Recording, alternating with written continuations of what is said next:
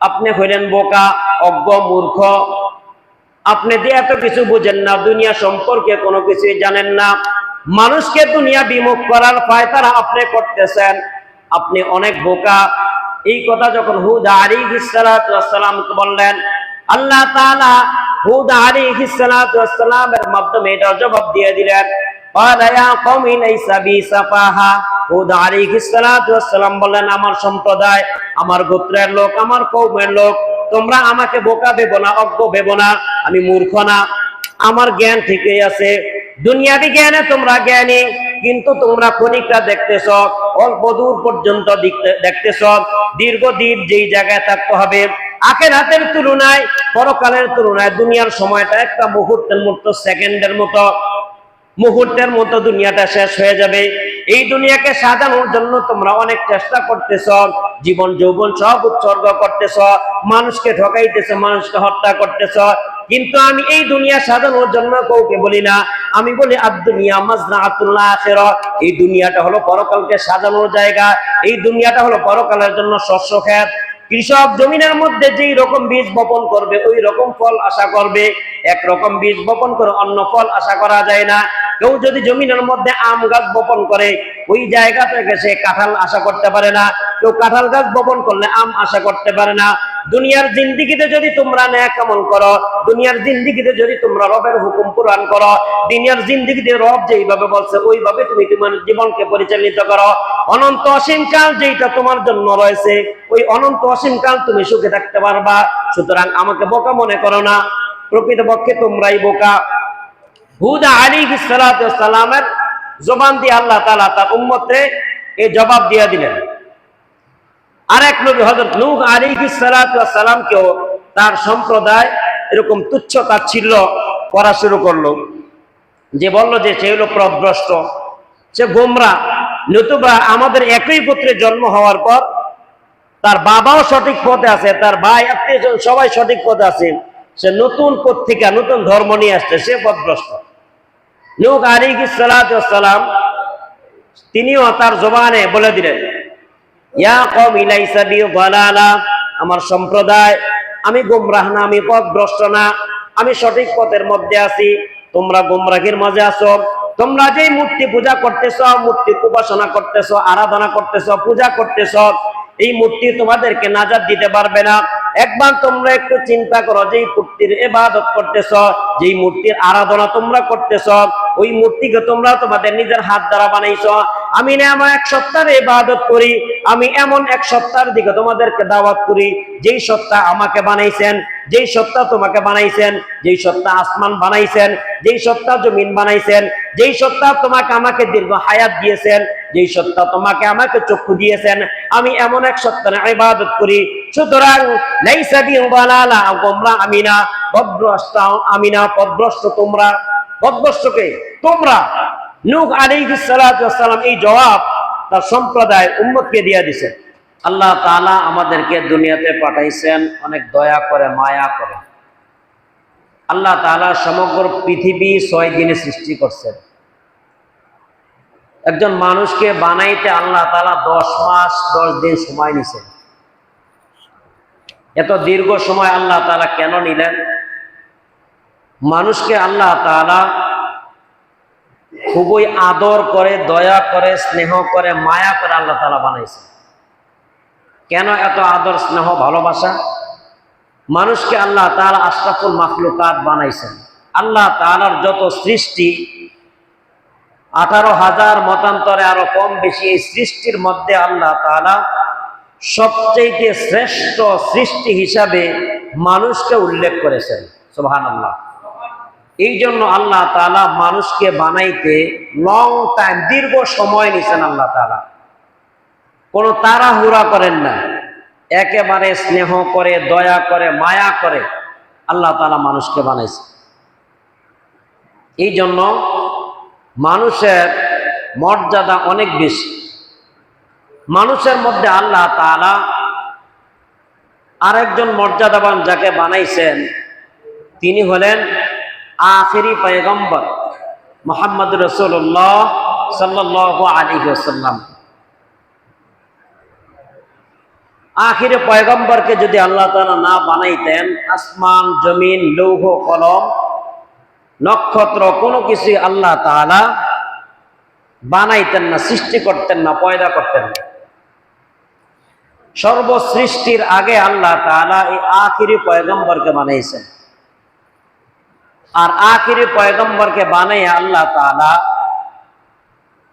এই পয়গম্বরকে আল্লাহ তাআলার হাবিব বন্ধু হিসেবে প্রেরণ করছেন।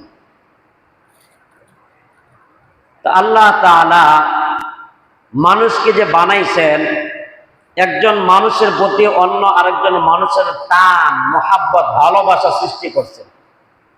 যদি একজনের প্রতি আরেকজনের মায়া, মোহাব্বত, স্নেহ, ভালোবাসা না থাকতো, তাহলে পৃথিবীর মানুষ এই পর্যন্ত আসতে পারত না। স্বামীর প্রতি স্ত্রীর মায়া, মোহাব্বত, ভালোবাসা, সন্তানের প্রতি পিতামার মায়া, মোহাব্বত, ভালোবাসা, পিতা মাতার প্রতি সন্তানের মায়া, মোহাব্বত, ভালোবাসা, এই মোহাব্বত যদি নাই থাকতো তো পৃথিবী এই পর্যন্ত আসতো না। কারণ যখন সন্তান মায়ের গর্ভে আসে, গর্ভ থেকে দুনিয়াতে আসে, বহু কষ্ট পরিশ্রম করে, দিন রাত একাকার করে বাবা মা সন্তানকে মানুষ করে। এটা কেন করে? মায়া। কেন করে? মায়া। এটা আমার সন্তান, আমাকে বাবা ডাকে, আমাকে মা ডাকে। এই জন্য এই মায়া মোহাব্বতে সন্তানকে লালন পালন করে বড় করে।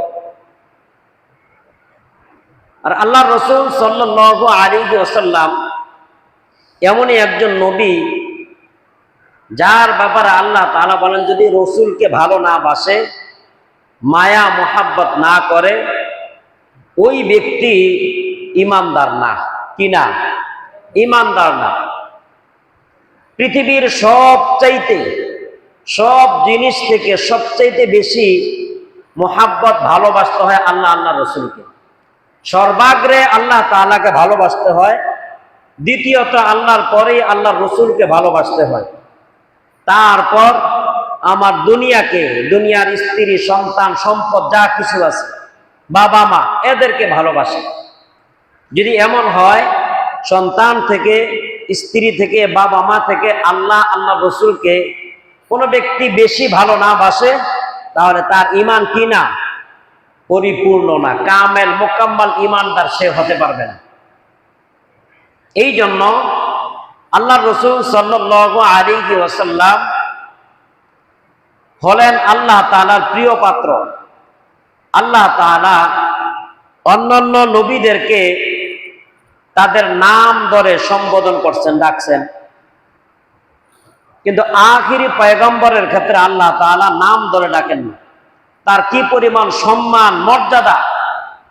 আমরা অনেক সময় দেখা যায় অনেকেই একেবারে কাছের লোক, যারা একেবারে মোহাব্বতের বন্ধু বান্ধব, একই সাথে আমরা বড় হয়েছি বা একসাথেই চলতেছি, গভীর সম্পর্ক, তাকে আমরা তুই সম্বোধন করি, যে এটার দ্বারা বোঝায় যে সে আমার খুবই কাছের লোক, আমার মোহাব্বতের লোক।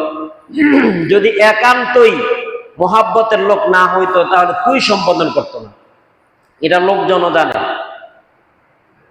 আল্লাহ তার রসুল সাল্লাল্লাহু আলাইহি ওয়াসাল্লামকে সম্বোধন করতে গিয়ে কোন জায়গায় তার নাম ধরে ডাকেন না। কি করেন না? নাম ধরে ডাকেন না। এতটাই আল্লাহ রসুলের কাছে এতটাই প্রিয় আল্লাহ রসুল আল্লাহর কাছে, যে অন্য নবীদেরকে নাম ধরে ডাকলেও আখিরি পয়গম্বরকে নাম ধরে ডাকেন না। যেমন অন্যান্য নবীর ক্ষেত্রে কোরআনে আসছে, আল্লাহ তাআলা বলছেন ইয়া আদম, হে আদম, আদমকে ডাকছে। ইয়া নূহ, কে ডাকছে ইয়া নূহ, নূহ আলাইহিস সালাতু ওয়াস সালামকে ডাকছে জাকারিয়া, ইয়া জাকারিয়া। ইব্রাহিম আলাইহিস সালাতু ওয়াস সালাম, ইয়া ইব্রাহিম, ইয়া দাউদ, ইয়া মূসা, ইয়া ঈসা। এইভাবে অন্যান্য নবীদেরকে সম্বোধন করে ডাকলেও আখিরি পয়গম্বরের ইজ্জতের কারণে, সম্মানের কারণে আখিরি পয়গম্বরকে আল্লাহ তাআলা এইরকম ভাবে নাম ধরে ডাকেন না।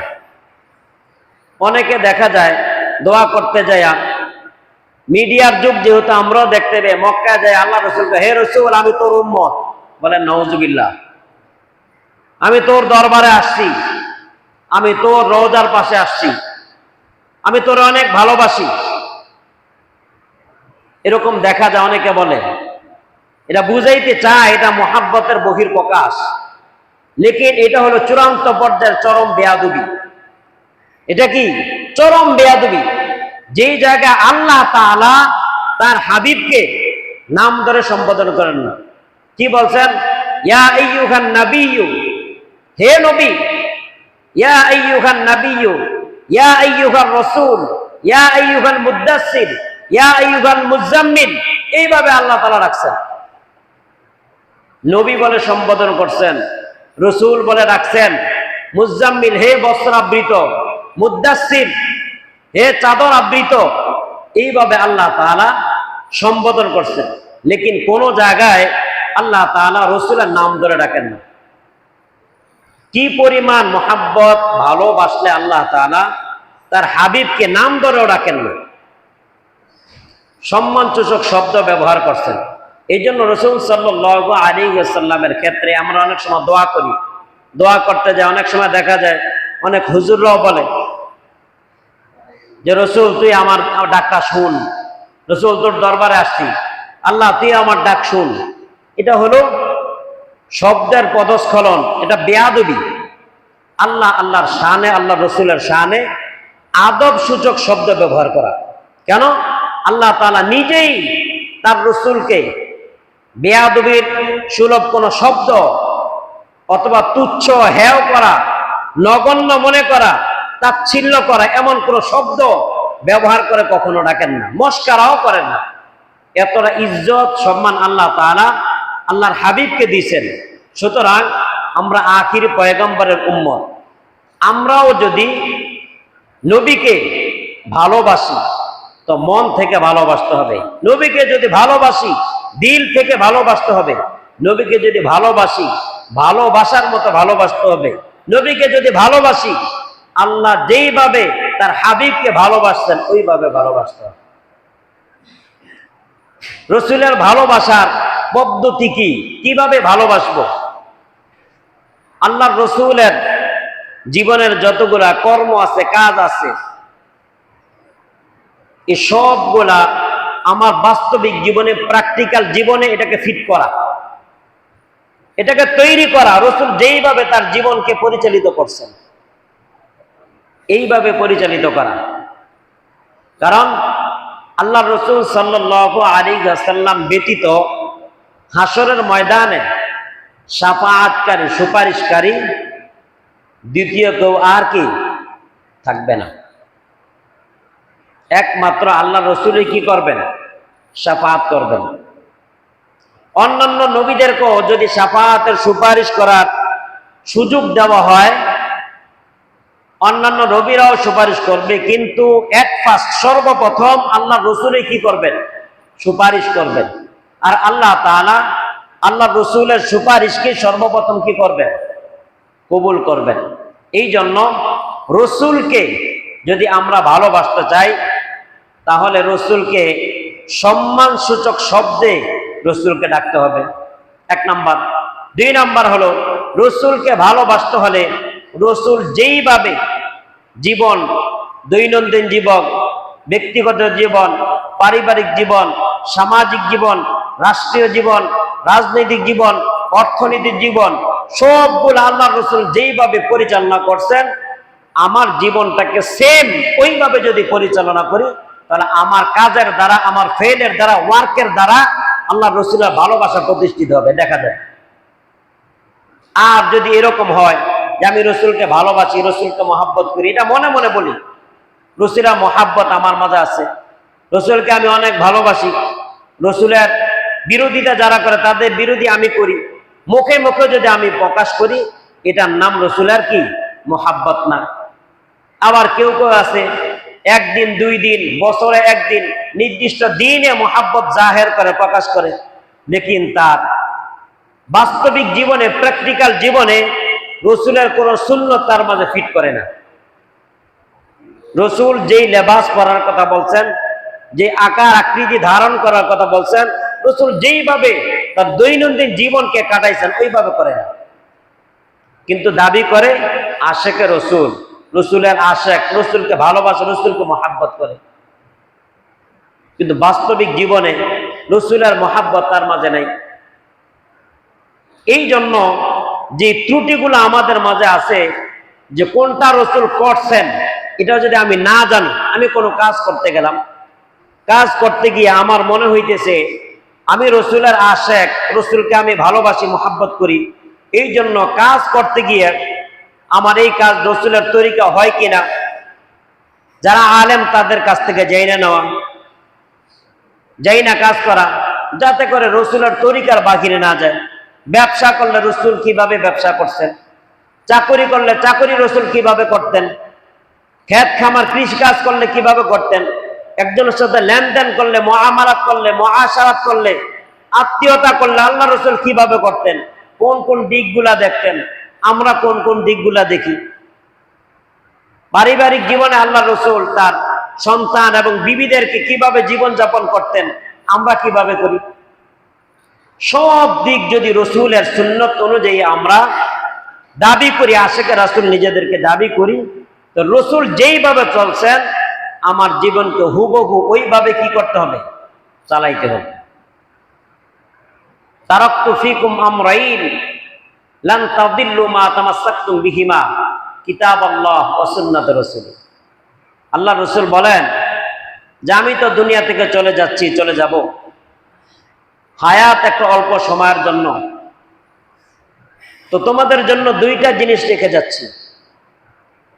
কারণ আমার সামনে এখন যারা আছো এরাই আমাদেরকে দেখতেছো, আমাকে দেখতেছো, পরবর্তী উম্মত যারা আসবে তারা আমাকে দেখবে না, তারা আমাকে না দেখে ঈমান আনবে, আমল করবে। তো তারাও যেন জান্নাত পায়, তাদের জন্য আমি দুইটা জিনিস রেখে যাচ্ছি, কিতাব আল্লাহ ওয়া সুন্নাত রাসূল, আল্লাহর কিতাব এবং আমার সুন্নাত, আমার হাদিস, দুইটা জিনিস রেখে যাচ্ছে।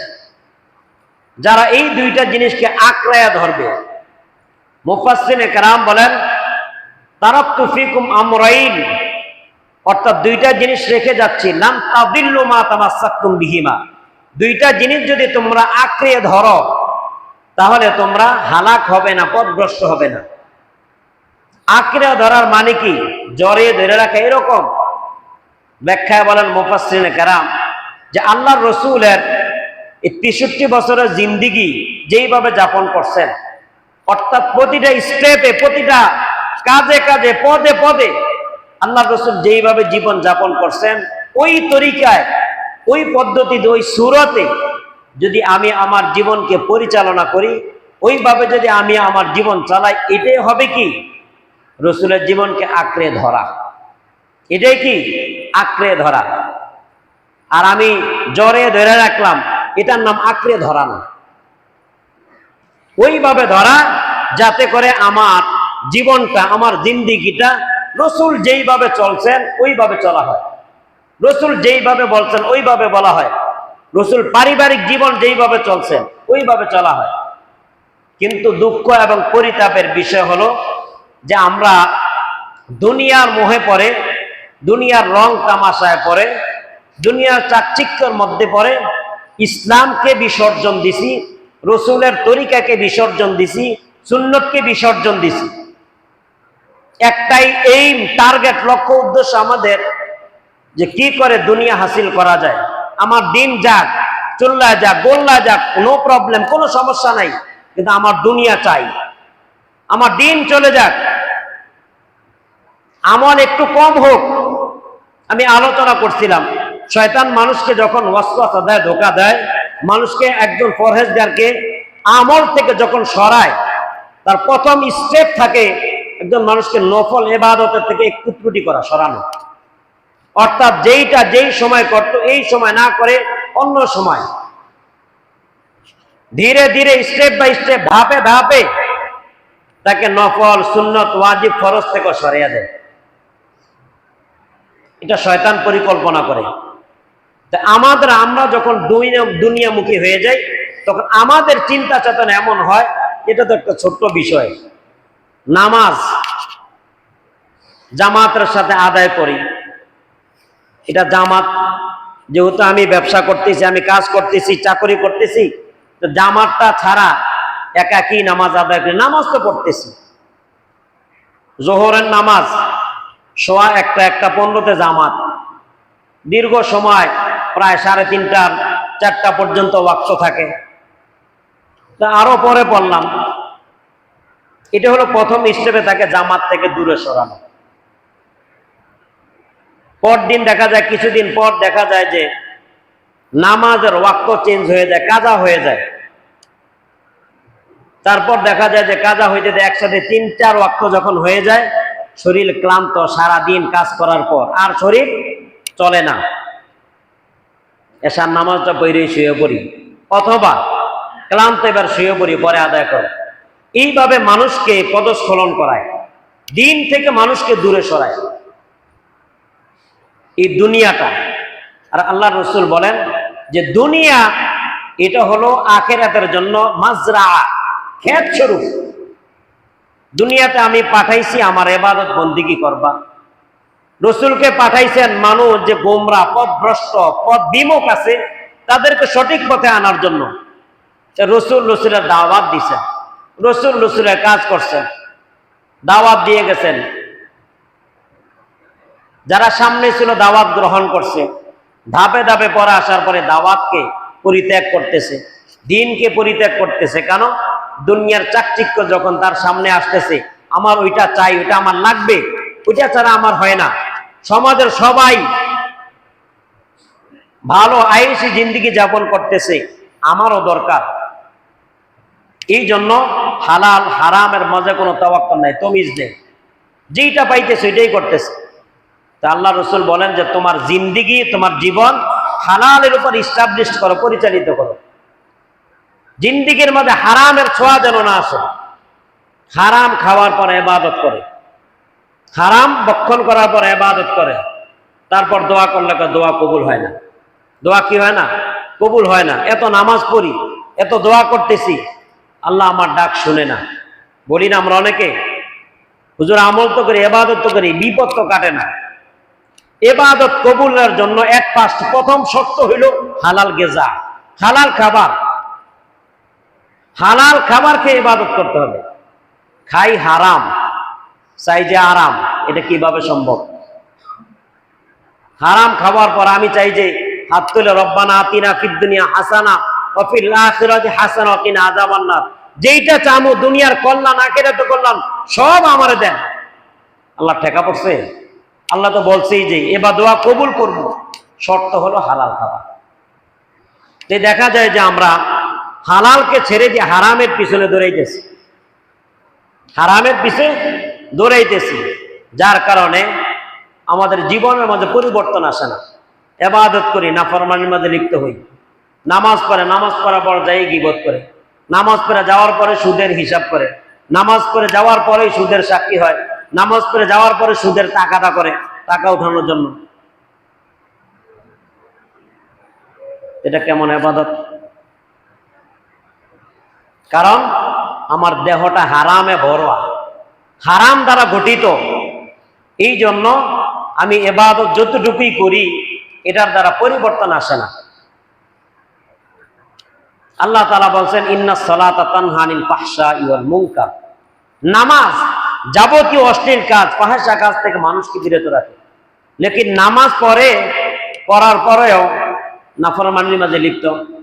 আল্লাহ রসুল বলেন যে যারা এটার মাঝে লিপ্ত, নামাজও পড়ে, অন্যায় করতেছে, খুঁজে দেখো ওই ব্যক্তি গুনাহ থেকে মুক্ত না, ওই ব্যক্তি হালাল খাবার খায় না, হারামের মধ্যে জীবন যাপন করতেছে। যার কারণে মানুষ আল্লাহর রসুলের বিরোধিতা করে, দ্বীনের বিরোধিতা করে, আল্লাহরও বিরোধিতা করে। কিছু কিছু শিক্ষিত লোক, গতকালকে একজন এডুকেটেড পারসন, ভালো শিক্ষিত লোক, তা উনি বলতেছে আল্লাহ তাআলা মানুষকে বানাইছে, এটা মানলাম, বিশ্বাস করি। অবশ্যই আল্লাহ না মানের দুনিয়াতে আসতে পারতাম না। কাউকে ধনী, কাউকে গরিব, কাউকে ধনী বানাইলেন, কাউকে গরিব বানাইলেন। এটা কেন করলেন? এটা তো আল্লাহ তাআলা বেইনসাফি করছেন। নাউজুবিল্লাহ কোন, আল্লাহ তো ইনসাফ করেন না। এটাও শিক্ষা, এটাও কি শিক্ষা। তার চিন্তা চেতনা, তার বিবেক তাকে কোথায় নিয়ে গেছে? বিচারের কাঠগড়া রবকে, আল্লাহকে দাঁড় করাইছে। আমি বললাম আপনার যে ঈমান পড়ছেন, ওয়াল ইয়াউমিল আখির ওয়াল কদরি খাইরিহি ওয়া শাররিহি মিনাল্লাহি তাআলা, তাকদীরের উপর আপনার বিশ্বাস আছে?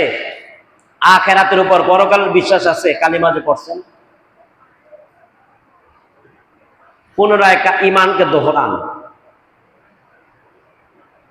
আল্লাহ তাআলা তার মানদণ্ড নিয়ে তার প্রশ্ন, তার ঈমানটা কতটুকুর মধ্যে পৌঁছেছে। এটা হলো মানুষ যখন দিন থেকে দূরে সরে যায়, তখন ইবাদত বিমুখ হওয়ার জন্য, ইবাদত থেকে বাঁচার জন্য মানুষ বহু ফন্দিয়াতে রাস্তা খোঁজে, কিভাবে ইবাদত না করে সারা যায়। নামাজের মতো নামাজ একবার পড়লেই হয়, ডাকার মতো ডাকা একবার ডাকলেই হয় রবকে। আল্লাহ তাআলা 5 ওয়াক্ত নামাজ কেন ফরজ করলেন? কেন করছেন? অন্যান্য শরীয়তের সকল বিধান আল্লাহ তাআলা জিবরাইল আলাইহিস সালাতু ওয়াস সালামের মাধ্যমে রাসূলের কাছে পাঠাইছেন। নামাজ রোজা ফরজ রাসূলের কাছে পাঠাইছেন, আয়াত নাজিল হয়েছে। হজ ফরজ, আয়াত নাজিল হয়েছে। যাকাত ফরজ, আয়াত নাজিল হয়েছে। তো নামাজ ফরজ যে করছে, এই নামাজ ফরজটা আল্লাহ রাসূলকে আল্লাহ তাআলার কাছে নিয়ে গেছেন, নিয়ে তারপরে এই নামাজ দিছেন। কিন্তু ওই ব্যক্তি নামাজকে অস্বীকার করে, কয় নামাজ আমি ইশারা কইরা ফেলি, মনে মনে পড়ি। এটা হলো আফসোসের বিষয়। যখন মানুষ দিন থেকে সরে যায়, তখন আল্লাহ রসুলের প্রতিও তার খারাপ ধারণা, আল্লাহর প্রতি তো আছেই, রসুলের প্রতিও ধারণা যে রসুল অনেক ভুল করছেন, অনেক কিছু। নাউজুবিল্লাহ, আল্লাহ তাআলা মাফ করুক। এই জন্য আল্লাহ তাআলা আল্লাহ রসুলদের বিরুদ্ধচারণ এটা করা ঠিক না। আখিরি পয়গম্বর মুহাম্মদ রাসূলুল্লাহ সাল্লাল্লাহু আলাইহি ওয়াসাল্লামকে কি বলছে? মাজনুন বলছে, পাগল বলছে। বলে নাউজুবিল্লাহ। কেন? কারণ সম্প্রদায়ের মধ্যে, সম্ভ্রান্ত কুরাইশ বংশের মধ্যে তুমি আসছো, তোমার বংশ সম্মানী বংশ, এই বংশের লোকদেরকে সবাই সম্মান করে, ইজ্জত করে, মর্যাদা দেয়। আর তুমি আইসা বংশের ইজ্জত নষ্ট করতেছ। সুতরাং তোমার মাথায় সমস্যা, তুমি মজনুন, অর্থাৎ তুমি পাগল। এই কথা যখন আরবরা যখন বলল, তা আল্লাহর রসুলের পক্ষ থেকে জবাব কে দেন? আল্লাহ তাআলা নিজে দেন। অন্যান্য নবীদের ক্ষেত্রে নবীরা নিজেরাই কাফেরদের প্রশ্নের জবাব দিছেন, কিন্তু আল্লাহর রসুলকে কি পরিমাণ মহাব্বত, ভালো আল্লাহ তাআলা বাসেন, আল্লাহ তাআলা এই কথার জবাব নিজে দিছেন। আল্লাহ তাআলা বলেন, ওয়া মা সাহিবুকুম বিমাজনুন, তোমরা কাকে কি বলো? বলি না আমরা, এই তুই কারে কি চিনস? এটা কে? বলি না আমরা, এটা আমার ভাতিজা, এটা আমার ভাই, এটা আমার গোষ্ঠী। এত বড় সাহস তো জিহ্বাটা ছিঁড়া ফেলবো, বলি না আমরা?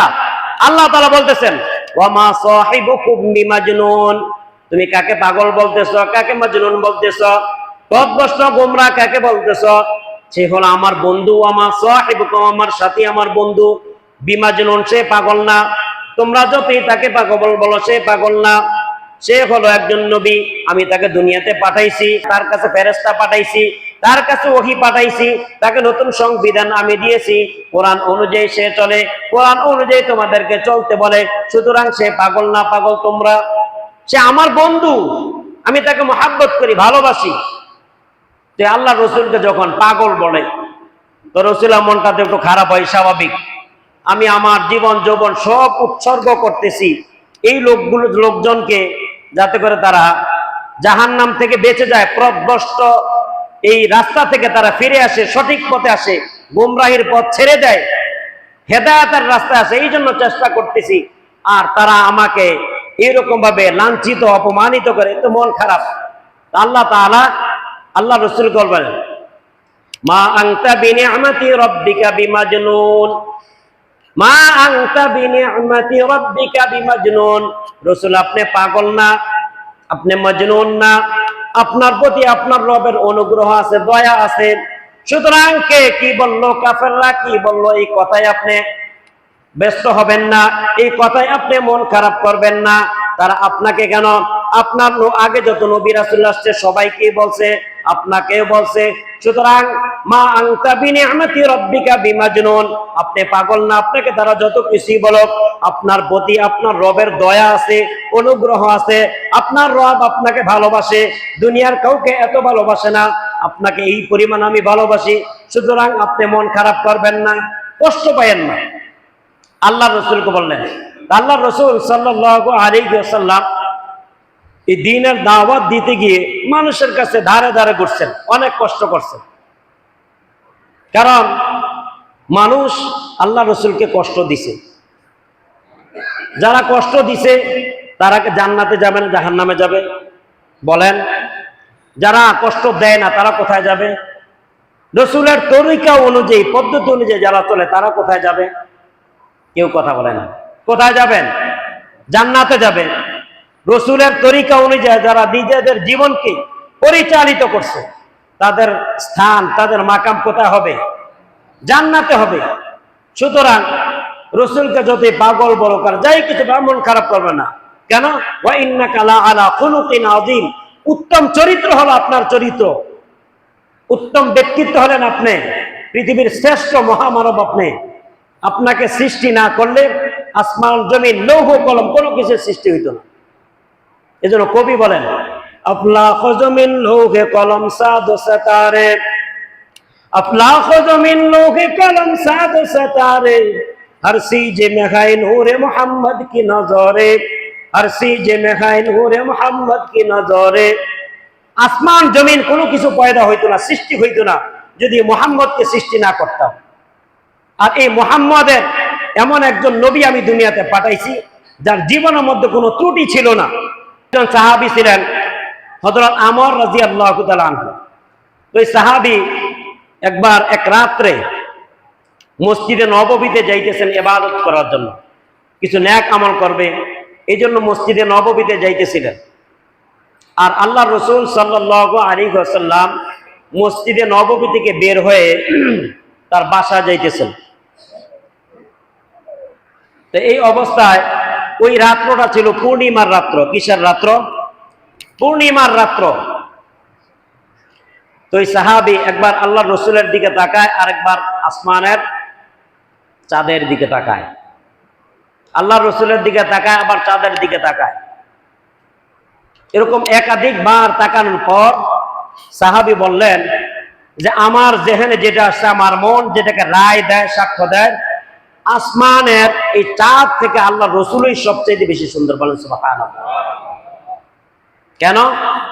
আসমানের যে চাঁদ, চাঁদের মধ্যে দাগ আছে, কিন্তু আল্লাহ রসুল সাল্লাল্লাহু আলাইহি ওয়াসাল্লাম যিনি, তার মাঝে কোনো কি নাই, কোনো দাগ নাই, কোনো কালিমা নাই, কোনো কালো দাগ নাই। আল্লাহ রসুলের চরিত্র এমন সুন্দর ছিল যে সূর্য যেরকম আলো দেয়, সব অন্ধকারকে দূরীভূত করে দেয়, কোনো আলো থাকে না, কোনো কালিমা থাকে না, অন্ধকার থাকে না, সব অন্ধকার দূর করে দেয়। সূর্য নিজে প্রকাশ পায়, তার অস্তিত্বকে প্রকাশ করে। আল্লাহ রসুল হলেন এইরকম একজন ব্যক্তিত্ব, তার মাঝে কোনো ত্রুটি নাই, কোনো খুঁত নাই, কোনো দোষ নাই। এরকম সূর্যের মতো পুত পবিত্র পরিষ্কার স্বচ্ছ একজন ব্যক্তি। বলেন সুবহানাল্লাহ। তোমরা আমার কথা মন দিয়ে শোনো।